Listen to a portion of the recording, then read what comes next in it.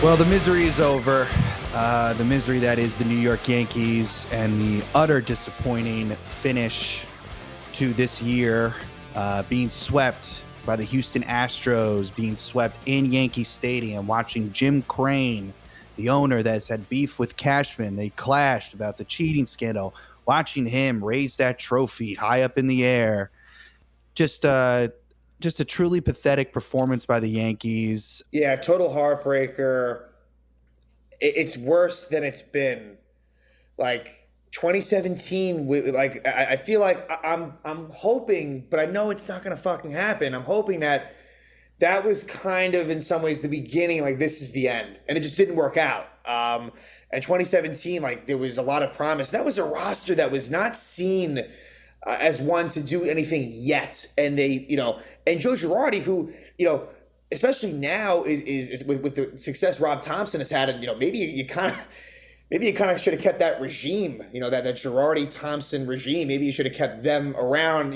No way to know that Thompson would have had this sort of success, but Joe Girardi, who who knows if he'll find a job again after what happened in Philly. He took that team to Game 7 against a team that did cheat. I have a ton of respect for the Astros. I mean, just in terms of their talent level. Like, that's one of those teams, like, they're so good, they don't even need to cheat. They're a really good baseball team. And that team, Yankees, came very, very close to beating that Astro team. And look, maybe you could say as well that the Astros have also improved along the way as well. I'd have to think about that. I mean, that could be true. But the point is that then you lost them in 19. In 6, so take a little bit of a step back there in terms of that, and now here you get fucking swept, and then in between those years, the Astros each time made it to the CS, each time, and they made it to the World Series in 19 and 21. The other years, the Yankees, they lost in the DS to the fucking Red Sox, they lost in the DS to the Rays, they lost in the wild card round to the Red Sox. Like, the Astros are better than the Yankees, and it's not even really close. I know these individual games, except for Game 3, were close. They were. But the Astros are way, way, way better than the Yankees. Like, it was obvious during the season. The Yankees barely had a lead. Like, this was the one game this year where the Yankees actually held a lead for a short amount of time. I just want to get this game out of the way quick because I have a lot of thoughts. Let's do it. Big picture stuff. So let's just quickly get this game out of the way. And fucked up things happen in this game. Issues that we've spoken about. The first thing that comes to mind, and we'll get there, we're talking about the lineup and whatever.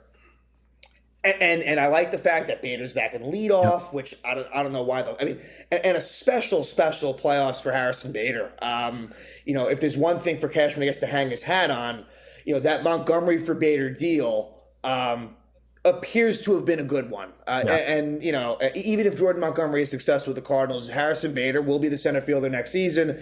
It's unfortunate that one misplay that he had in the field yesterday, that one does sting, but Bader back in leadoff. But Isaiah Kiner-Falefa back at short.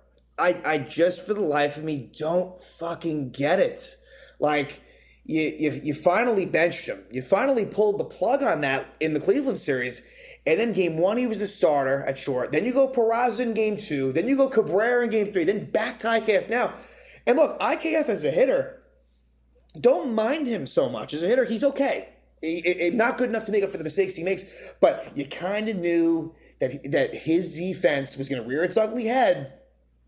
And oh boy, did it. Yeah. And oh boy, did it. We'll get there. So, getting into it, Yankees did hit Lance McCullers.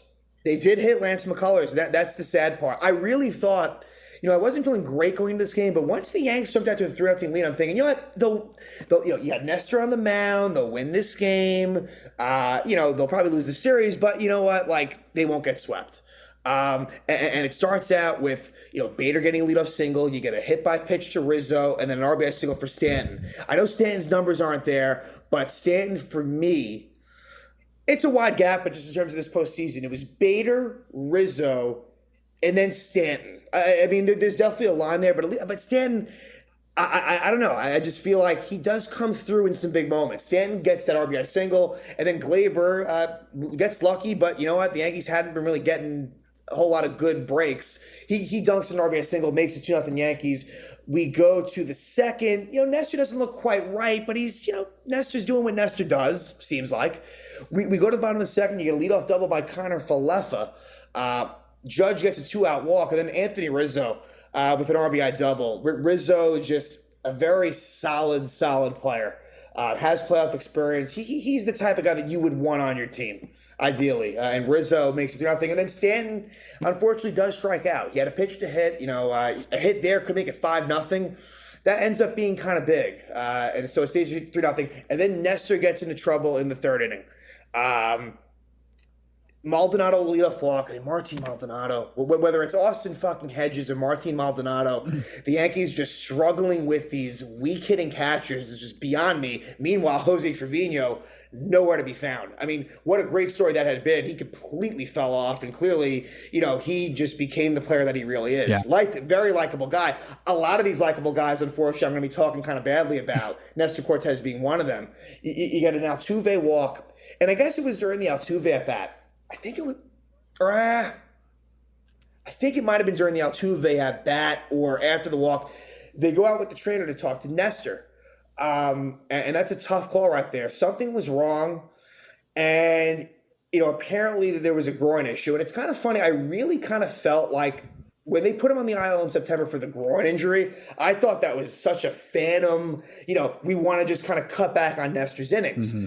Another thing to think about is Nestor is coming off of that really gutsy outing against Cleveland on 3 days rest. That probably has – look, he got pushed. He got pushed far, Nestor. And what ends up happening is Jeremy Pena hits a game-tying 3-run homer. And it's unfortunate. A great special season for Nestor Cortez ends – in a pretty sad way. I think blame does go to Nestor if I'm being fair about it, but it's tough too. If that groin thing was a thing, which I guess it was, it's tough to where to lay the blame. And should Boone have pulled the plug? It was only the third inning. I mean, I understand that ideally you get through with Nestor, but Pena hits a 3-run homer. It's 3-3. And then Wandy Peralta comes in the third inning. But they almost were able to map this out. It would have been tough moving forward. I don't know what they would have done. But Wandy, as good as Wandy has been, lefty versus Yordan Alvarez was not able to get him out at all. Double Yordan Alvarez to start the inning. Bregman flies out. For some reason, Yordan doesn't move over to third. Really bad base running. So the Yankees kind of catch a break there. Then Kyle Tucker hits the ball back to Wandy hard, and Wandy is unable to kind of get it and throw it to first. That sucked. And then Yuli Gurriel, another one of those glue guys since the 17 squad. Gurriel gets an RBI single, and it gives the Astros a 4-3 lead. Yankees threaten in the third. Fucking Josh Donaldson strikes out looking. What a fucking disaster he is. I really wanted it to work with him. I never liked him. I wanted it to work with him. And that guy's a strikeout machine. He fucking smirks. He's a dick. Rid yourselves of this guy. Great fielder. Rid yourselves of this guy. So they don't score that inning. Fourth inning comes around. Wandy does a good job. It goes 1-2-3. The Yankees tied up in the fourth. And it's that Bader-Rizzo combo. Bader single with 1 out. You get and Judge did hit a sharp fly ball within this that was caught. But there's a wild pitch. Then Anthony Rizzo, RBI single to tie it up. Riz, one of those guys that with runners in scoring position can get you that hit that's not a homer. Makes it 4-4. Ties the game up. In the fifth, they start with Wandy against Alvarez. I wish they hadn't. It's a walk. It's okay. And Loaisiga, the double play specialist, a little bit of good luck. He gets Bregman grounded to double play. And so crisis averted. And McCullers, gets 1-2-3 in the fifth. And then Loaisiga just grounded after grounded after grounded. Jonathan Loaisiga really did find his form again. Hector Neris comes out of the sixth for McCullers, and you get one more moment from Harrison Bader. A 2-out solo shot for Bader, his fifth of the postseason. He was special. It's too bad that this couldn't have gone further, because what he was doing was really remarkable. Wow. But, when you lose, it kind of gets forgotten about. But Bader gives the Yankees the lead, and that could have been it. That really could have been it. In the 7th inning is when the disaster strikes. This is the inning. Loaisiga strikes out Maldonado, and then you have the Altuve play where Rizzo fields it, throws to Loaisiga, and they call him safe. Yankees challenge it, and it looked like he was probably out. And of course, it's that little fuck Altuve. Of course, he was probably out, but unfortunately, there wasn't enough conclusive evidence to overturn, and he's safe. And you're really hoping that, you can make that a non-factor. Well, this is what happens next. Jeremy Pena, and as Loaisiga does, Loaisiga induces the ground ball. It's a potential 4-6-3 double play. Now, Pena has speed, so even if it's executed perfectly, you might not get him at first. I think that they might have. Ground ball to Glaber. He tosses it to second base where Kiner-Falefa is standing, and the ball goes past Kiner-Falefa. When it first happened, I'm thinking, what happened here? It wasn't a perfect toss by Glaber, but Kiner-Falefa, he's just not a normal short. He's just not a normal shortstop. I'm sorry. He's just not a normal shortstop. Believe me, Oswald Peraza is making that play. Believe me, Oswaldo Cabrera is making that play. Come on. So Kiner-Falefa, they get nothing. They get nothing there after that is such a gut punch. Just like yesterday with the Bader drop and then the 2-run homer by McCormick. This is a fucking gut punch after the Bader home run. And then, of course, the Astros make you pay. That's what they do. They pounce on mistakes. Yordan Alvarez RBI single ties it up 5-5. They bring on Clay Holmes and Alex Bregman. Now, I haven't heard about ALCS MVP. I would have to guess that Alex Bregman would have been right. I guess Pena won. Pena, okay, fair enough. Yeah. I think you could have gone either way. Yeah, Pena, of course, he was big as well, tonight, right? He was big as well, right? But Alex Bregman, could have been clutches easily. Clutches they come, gets the RBI single, gives the Astros a 6-5 lead. Brian Abreu goes 1-2-3 against the Yanks in the 7th. In the 8th, Clay Holmes does well. Clay Holmes actually, he did okay. Clay Holmes, obviously gives it to Bregman, but he came into a tough spot. So Clay, I guess, ends up going. Yeah, Clay went 2 2/3 innings. Wow. They really almost pulled this off. And then Montero comes in, strikes out Donaldson looking. He is such a jackass where he complains to the ump. What a weak-minded fucking individual that Josh Donaldson is. Always hated that motherfucker. And it was clearly strike 3, too. It was not even remotely a ball at all whatsoever. Not even close. Yeah. He's complaining. It's Josh, go to the fucking dugout and get the fuck out of town. Yeah. So then with 2 outs, Matt Carpenter pinches for Kiner-Falefa. Sure. I guess, and Carpenter grounds out. So I don't know, whatever.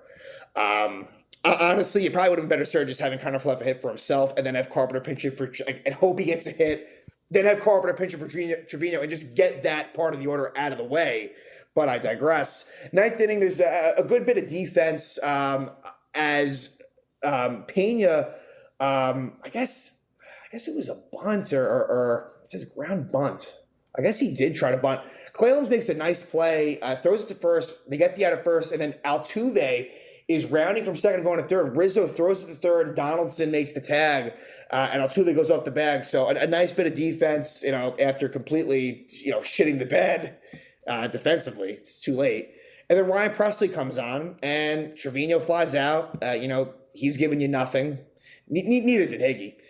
Bader grounds out, and then fittingly, Aaron Judge grounds out to the pitcher to end it. And, I guess that's where we can sort of segue this a little bit. Yeah. Aaron Judge, I'm the type of fan, I weigh postseason very, very heavily. Very, very heavily. I'll admit that. And obviously Aaron Judge makes your team way, way better. I want him back. I want him back. Definitely. Who wouldn't want him back? But there's going to be a lot of heavy offers out there. And, if he does go, I think that he'll be back. Push comes to shove, I do. But if he does go, then, look, maybe that's a way to kind of reset this thing. Not intentionally, but if you're not going to go the Cashman Boone, which we're going to talk about that. For sure. you need to make changes there. But Aaron Judge, like, his postseason, it'd be one thing if his postseason career has not been good. And, we can say what we want about, obviously tired out and whatever, but I look at like Bryce Harper. I mean, Bryce Harper fucking has been going nuts for the Phillies. Obviously it would have been nice if his teammates picked him up, but I mean, he went 139 this postseason with a shit ton of strikeouts, and it's just a sour taste after an amazing season, just an historic season. Man, I just think, and look, Judge is not young. Like, Aaron Judge was a bit of a late bloomer. Aaron Judge is 30, turning 31 in April. So, and he's a big, even before Judge had the season, we were always skeptical. Where do you go with Judge? Now, in terms of, maybe he's not injury prone, right? Maybe he did shake that, but Aaron Judge is obviously like a major, from the player perspective of things. Where does it go with Aaron Judge? Absolutely. Yeah. It's a tough call. And I think you're not wrong in, evaluating postseason success. I mean, clearly he's not really been the same player, when it comes to the postseason. And unfortunately, he's on a team like the Yankees, where, especially now, where it's, now the gap between the last World Series and the present day is now gone even farther. It being 2009, we are starving for a championship. And, look, like, there are great regular season athletes that shrink in the postseason. I don't want to put Judge in that category just yet, even though you could justifiably do that. But I don't know. It's just, it's a tricky thing. Yes. Like, just the way that, he grounded out. It was very fitting that he would happen to be the last batter of the game as well. So fitting. And kind of doing what he had been doing this whole time. Yeah. It's a difficult decision, but I mean, I think, like you said, ultimately, I think he does become a Yankee, but maybe, the whole idea of giving him whatever he wants or whatever like that, I feel like that's not, I mean, I don't think that really should have realistically ever been on the table, but I think you can, definitively kind of put your foot down on a price for him. And if someone wants to outbid, like you said, he's getting older, so be it. Right. Yeah. That's what I think. Like, it almost, it's completely different, but like, you think about it. It's a different situation, but we loved DJ LeMahieu after the 2020 season. Right? Must have been after 2020. Yeah, I mean, he had been amazing in 19, amazing in 20. It was like, at the time, I mean, he was even really in higher standing. I mean, Judge was always Judge, but LeMahieu had, near close MVP. I mean, he almost won MVP. I think he was at an MVP. I think he must have finished top 3 in maybe 2020. I think he did. Yeah. Didn't win it. That's when he had the batting average that year. Yeah. Yeah, I mean the shortened season, like unbelievable batting average. And we were saying then, like, oh yeah, like, pay him whatever he wants. I mean, I think I was saying that, like, pay him whatever he wants. You cannot let him go. And look, like, injuries have been a problem for DJ. So the point is that what might look good in the moment, you just never know, right? I mean, think about Robinson Cano as well. It's not on Judge level, but at the time it was like, wow, like Robinson Cano, he was really one big contract away from being like, obviously there ends up being PED stuff and whatever. Like, this could have been like, retired his number, Monument Park. He was on that kind of path. Yeah. And it ended up being a good thing that he ended up going to Seattle, right? Like, they kind of avoided that. So it can work out that you look back, but I know it's different with Judge. I know, but I'm just saying, you know what? Take it this way. As upsetting, because I think we'll be happy if he's back and we'll be upset. We can admit that. And we'll be upset if he's gone. But I think that maybe we'll take a little bit of solace in the fact that if we see that contract, it's like, well, you know what? Maybe we avoided something there, because he's going to ask for a lot. And it's not like he's, a young guy like Manny Machado was, or Bryce Harper. He's an older guy. Yeah. So who's a big guy, who's built in a way that you would think wouldn't necessarily last. I mean, obviously Giancarlo Stanton is not quite as big as Aaron Judge, but Stanton's broken. I mean, Stanton physically is broken down. He just has. It's not fair to make that comparison, but That's all I'm saying is that, let's be smart about this. You don't want to piss him off, but you got to draw a line in the sand. Yeah, exactly. It's hard to see him in a different uniform. I just feel like he's he's obviously he seems like a really solid dude, good ambassador for the team. Right. I think he'll be the if they re-sign him, he'll be the captain. Yeah. I would think that he'll be the first captain. I was going to say deservingly so, because out of all the things, I know we're kind of not bashing on him, but we're kind of like maybe hitting planet Earth a little bit now, kind of coming back to reality on some of the things. He's still unbelievable talent, unbelievable season, gave us, literally carried us that second half of the season to even get us to this point. So, we appreciate Aaron Judge. It's just it's a very tough situation. It's like right in the middle of 30. It's like, now things can kind of swing in any direction, good or bad. Yeah. So it's dicey, but I don't know. We should just kind of get into some of the other changes that we foresee happening. I think we should just kind of get into Boone and Cashman now. Yeah. And just kind of because I think we both feel, maybe me a little bit more strongly than you, but I think Aaron Boone is gone. I think I just feel like the pressure. Look, maybe I'm going off of just the current Twitter tirade that's happening right now on social media, but I just feel like so many Yankee fans are tired and someone's got to be the scapegoat in a sense. I know ideally you and I would like to see both Boone and Cashman gone. Cashman seems like obviously the lesser of the two likely to happen, but I guess just give me your thoughts on what you want to happen, what you actually see happening, what that would even look like. Yeah. Fire away. Yeah. That's the big topic of conversation. That is the big topic of conversation. And let's bring Hal Steinbrenner into this as well. Yeah. Hal really, really deserves a lot of criticism for just appearing to just be, I'm sure he cares. And and you don't want to be exactly like his father. His father, it wasn't all good until it became amazing. But, Hal really needs to take a look in the mirror and say, look, this isn't working. This isn't working. And there's so many excuses in this fucking organization. It's insane. Cashman, 2017, they cheated. Come on, man. You really want to go down that road? You couldn't hit. Exactly. Their pitcher didn't cheat. Their pitching was clean. Right. On the 2017 stuff. I don't know if you caught the Yes Post game, but Michael Kay brought this up exactly, kind of going off of what you're saying. In 2017, the excuse was obviously the huge scandal. In 2019, they thought some shady shit was going down with the buzzer and Altuve with the shirt. But this year, literally, there was nothing. You know what I mean? You can't. There's no excuse. You just got your ass whooped, and in the worst fashion out of every single time that we've played them. So just the excuse making, get that fuck out of here with that shit. Anyway, continue. Right. It's an organizational mentality. Boone is full of excuses. we were a couple of healthy guys away from what, Aaron? From what? Winning a game or two? They didn't have Michael fucking Brantley. I don't want to hear that. Right. I don't yes, would LeMahieu and would a healthy LeMahieu and Benintendi have helped and healthy both? Yes, it would have, but injuries are part of the game. Injuries happen, exactly.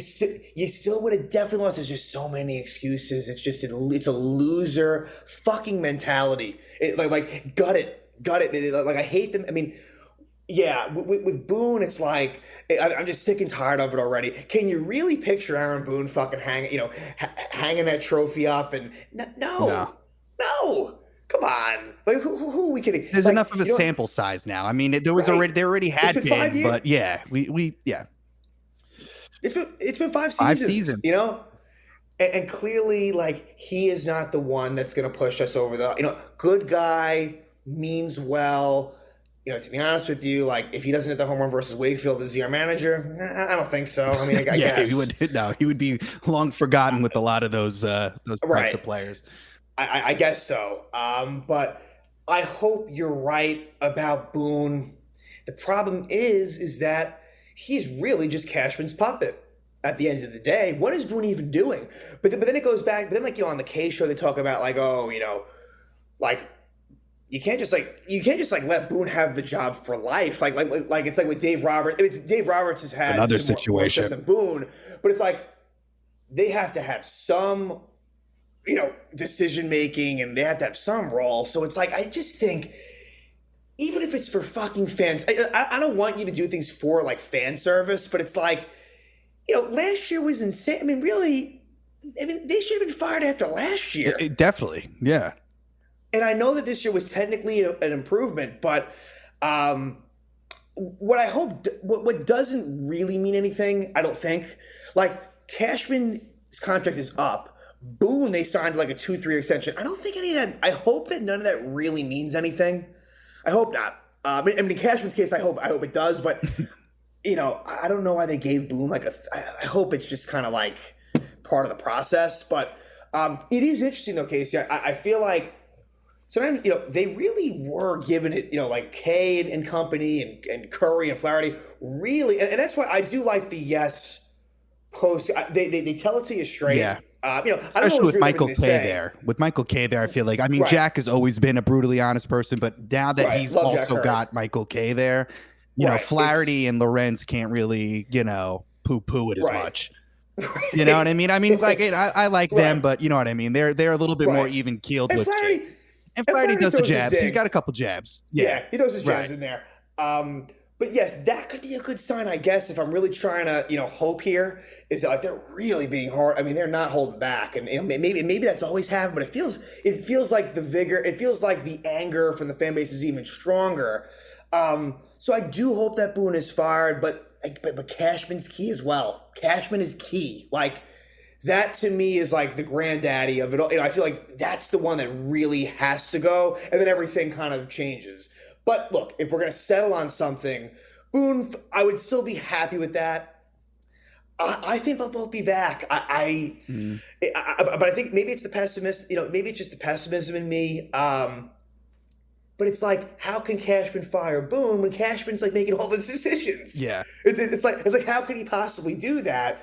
But like, that's the brutal game that we, Cashman kind of, that's the brutal business that it is. I mean, Cashman kind of is just like, Cashman controls all operations, it feels like. Even Hal, it's like Cashman like feels like he runs the show. That's what it seems like, right? Like Cashman's like, the Steinbrenner's, long lost son. He's like the hand of the king, essentially. Like Game of Thrones shit. Just a little quick reference, but I think most people will understand. He really runs the whole operation. Hal's just the face of the whole thing. Exactly. 100%. That's the perfect way to put it.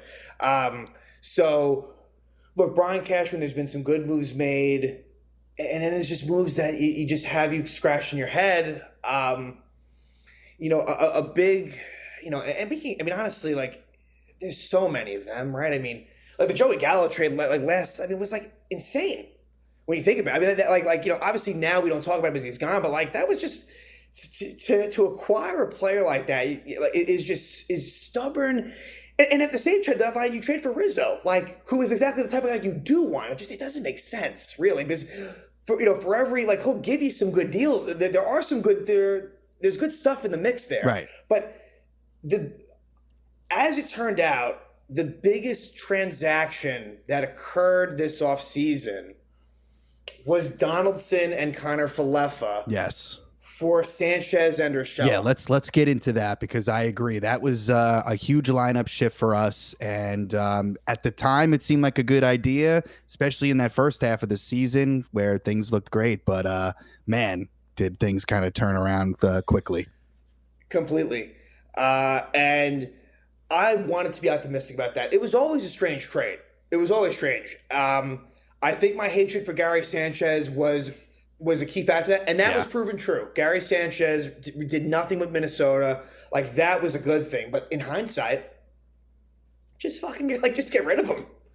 You want to, in terms of asset management, like, look, you definitely want to get pieces back. But unfortunately, think about all the other guys and this is just a bad job by the Yankees where guys end up essentially just getting released.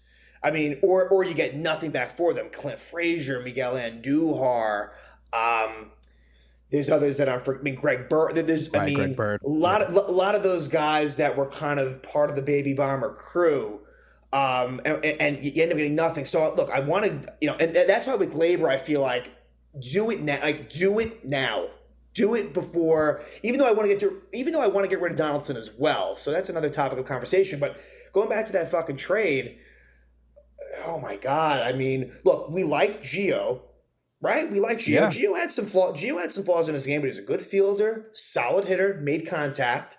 It was probably underspoken that Gio really did have his 2021 season was not a great one. But you know what? But I'll always remember that last regular season game where the Yankees clinched a playoff berth versus the Rays, where he fucking like dives into the Rays dugout and makes just an amazing catch. Like Gio was heart and soul. So that's not a good part of it. You trade Gio away, and in return, you get Isaiah Kiner-Falefa, who it seems like that was kind of like the guy that, between Kiner-Falefa and Donaldson, it seemed like Kiner-Falefa was the guy they really wanted. Like Texas had just traded Kiner-Falefa 2 minutes, sort of like a day or two before that. It seems like they weren't able to work out a deal with Texas until he got traded to the Twins. And Kiner-Falefa, he wasn't really a great shortstop with Texas. Like I liked his style of hitting, right? Like we were looking for contact. There's no power to his game, which hurts. But we have a lot of power. And Kiner-Falefa was good runners in scoring position. Like I liked him at first. I really did. Like this trade at first was not a bad one. Not a terrible one. But Donaldson's contract is fucking insane. Like that's the thing too. Like the Twins are saying, all right, good. Like take Donaldson's contract. Like they wanted to get rid of that. And Donaldson, he was declining. But Josh Donaldson's season last year with the Twins was really not terrible. It wasn't as good as it had been. Like Josh Donaldson used to be back in 2015, he won an MVP with the Blue Jays. He was really good with the Braves in, I guess, 19, it must have been. Like Josh Donaldson was a very good player in this league, and was a very good fielder too. Like to give him, I always say defensively, like as good as Gio was defensively, and Gio was like really, really good. Donaldson was arguably even better defensively. But Gio was just a much better hitter. And Cashman, I remember like in spring training, like he unequivocally said like, yeah, like we feel like, and I understand why at the time he said it. He felt like Donaldson was a better hitter than Urshela. It's not so much about the Sanchez Urshela part of it. Like as much as I would have liked Gio around, like there's other ways you could have gone. There's other way, right? Like you could have put LeMahieu. I mean, if LeMahieu stayed healthy, you could have simply just had LeMahieu at third. And gone that way. Yeah. Like if you did want to part ways with Gio, it's bringing in Donaldson and Kiner-Falefa. That did not work out. That did not, and you were stuck with them too. It's not like they ended up playing a very pivotal role in the demise of this team. Donaldson, I think the fans really they didn't jump him that quickly. Whereas like I think they really wanted to give him a chance. But then it just got to the point where he was so bad, and it's like, you know what, the whole Tim Anderson shit. Right. I mean, I just feel like he's a cocky son of a bitch, Josh Donaldson. Like, never really liked him to begin with. I wanted him to have that classic postseason moment. It just never happened. Of course, really one of the things I'll remember is that he hits it off the top of the wall, and the fucker, after space, and is tagged out. Like, are you kidding me? And then Kiner-Falefa, what a joke at shortstop, a complete failure when you have, Volpe's not ready yet. Sure, but you had Peraza in the system. Like, there were other ways to go about it.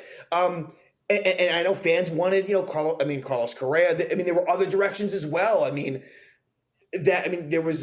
been a good crop of shortstops around. I'm fine with going within the system, but they wanted Kiner-Falefa to be the stopgap.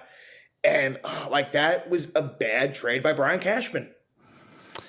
Absolutely. Yeah. It's pretty mind-boggling, to say the least, for sure.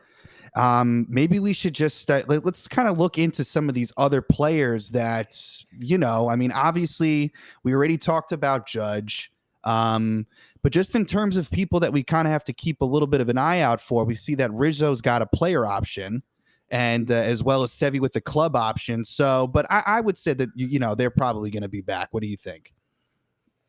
Definitely Sevy, just because the club has the option there. And at $15 million, I think he'll be back. Mm-hmm.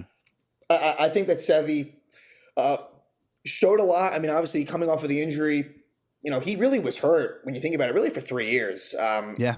Pitched minimally in 19. Sevy really hadn't been a full-blown starter since, 2018 was really the last time that had happened. It had been a while, and this year they put him on the IL, I think as precaution more than anything, but I think Sevy will be back. Rizzo, I want back, and I think he will be, but, you kind of have to let's see how things play out, right? I think Anthony Rizzo, from his perspective, maybe he wants to see what happens with Aaron Judge. Yeah. They were good buddies. It seems like they were like kind of best buddies. So I'm sure Rizzo, I think that Rizzo will opt out. I guess he could opt in, but I think that Anthony Rizzo had a pretty good season. I think that he will, just a guess, I think that he'll opt out. But then they still might bring him back. Right. And I think when the dust settles, I think that there will be mutual interest. And I'd like to believe that Anthony Rizzo will return. Yeah, good point, though, you bring up about Judge, because, yes, it seems like they are like boys. So, if the thing doesn't go quite well with Judge, you could definitely see Rizzo not being back. And then that's really, talk about blowing the whole thing up. Those would be two huge pieces that would be gone that were crucial to this team's success this year. So, very interesting stuff. We just real quick, just to touch on, we know that Chapman and Britton are pretty much done here. So we're going to say goodbye. Chapman, thanks for, infecting your leg with your dirty needles and, beating your wife at one point and, all the other wonderful things. You seem like a quality human being. And Britton, you threw a ball into into left field at your last time and they took you out. Your pride got hurt and they took you out, said you pulled a groin or some shit, so we'll see you both later. Chapman, I'll just quickly on Chapman, he's been our closer for some years prior, and had some success, but never really could ever come through in the big moments. Obviously the Altuve home run, and then he's smiling like an idiot. Just a very kind of tainted time with us. So for so many reasons, right, for so many reasons on and off the field. So exactly. It's going to be interesting. I guess we could talk about this too. Just the bullpen situation and just this idea of like a definitive closer for us, especially as Yankee fans. I feel like our whole lives have always been accustomed to just there being a ninth inning guy. But, maybe now, I guess we were hoping that Clay Holmes was going to be that person, but the way that the second half of the year went, you can't really trust him. We got to see what happened with Michael King and stuff like that. Obviously there's Loaizaga, Peralta. I guess just give me kind of your thoughts on like how, we might see what this bullpen will look like next year. It's going to be interesting. And who's the one making those decisions? Probably Cashman, right? Yeah, right. We assume so. Should be a lot of the same faces that we've seen recently. Chad Green is a free agent. And I feel like, maybe he returns, but I think he's probably gone, Chad Green, and I don't really know. I can't remember in terms of the prognosis.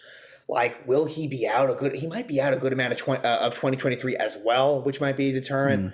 But, next season, there were guys that emerged and, but there's a lot of injuries as well. Like, guys kind of come and go, right? Chad Green was once a total mainstay in that pen. And now he's on the outskirts. So it's like, who is healthy, who's not? Scott Efros, who they were really hoping would be a part of it. He had Tommy, he is probably out all 2023. Right. Michael King, all things sound good now, but would I be stunned if all of a sudden a month from now, turns out that it was a little more serious than they thought, and Michael King is out? Like, I don't know if we're like out of the woods on that yet. I would love Michael King back. He was amazing. But it's like, the Astros show you that you do want to have guys with set roles. Ryan Presley is the closer. Right. Montero is the setup guy. Neris is the seventh inning. You kind of do want to have that. As much as I hated the fact that Chapman was like the ninth inning guy when he was ineffective, it was annoying like when other people deserved it. But you do kind of want to, like, having roles, it is important. If you can blend the two, like where like you're adaptable, but have roles, like that's really ideal. Yeah. And there's a lot of capable arms Ron Marinaccio, who got hurt, emerged as someone who could be, a good talent in the bullpen. So I think that there's guys in house, but I wonder, if they do look outside the organization to someone that can actually close. Like, I want nothing to do. I mean, this goes without saying, with like a Craig Kimbrell type, like no way, no how. Like, I'm not trying to spend, money on a big name guy, but yeah, like that's a tough one to answer. Maybe, I think that they have a bunch of good arms in the system. They've shown that, but who can be kind of that closer? Yeah. I think it would be beneficial to have it. Yeah, totally. I mean, maybe I guess like right now, if next year started tomorrow, I guess maybe Holmes would start like to be the ninth inning guy, but then obviously as games go by, maybe it becomes Wandy's job. I kind of think Wandy would be great there. I was kind of thinking that, especially during the DS where he pitched all 5 games and was basically unhittable. You know what I mean? You felt good. You trust him the most, I feel like, at the moment. Mentally, you love him. Yeah. Now Loaisiga, you could argue was the most like in terms of like Loaisiga was really good. Got those ground balls a lot. Like, I don't know, like I've never seen him.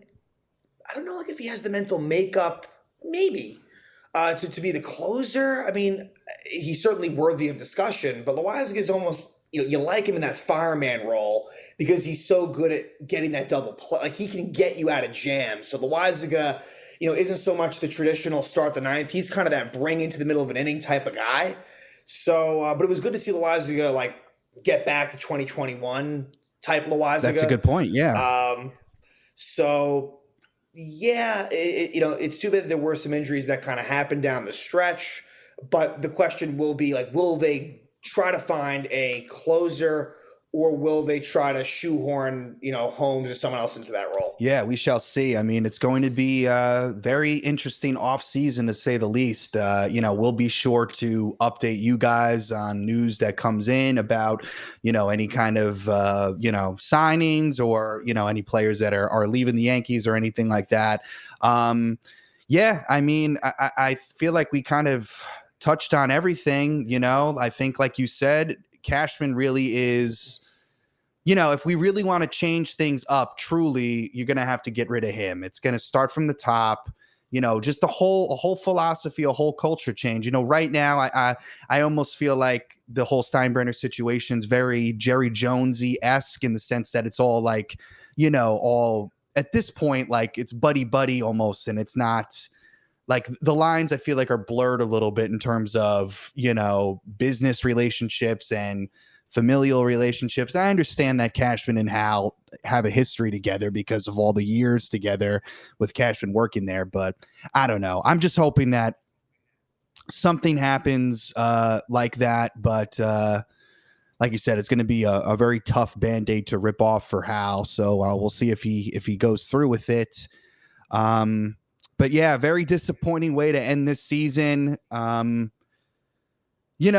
feel like I think what makes the season even more frustrating is that I feel like a lot of diehard Yankee fans kind of called this from the start of the year in the sense that, like, we have to beat the Astros. We have to be good enough to be. And just to get our asses handed to us was just like, I mean, again, the worst that we've ever looked against them. And, one could argue that this version of the Astros wasn't even the best version of the Astros that we've ever played.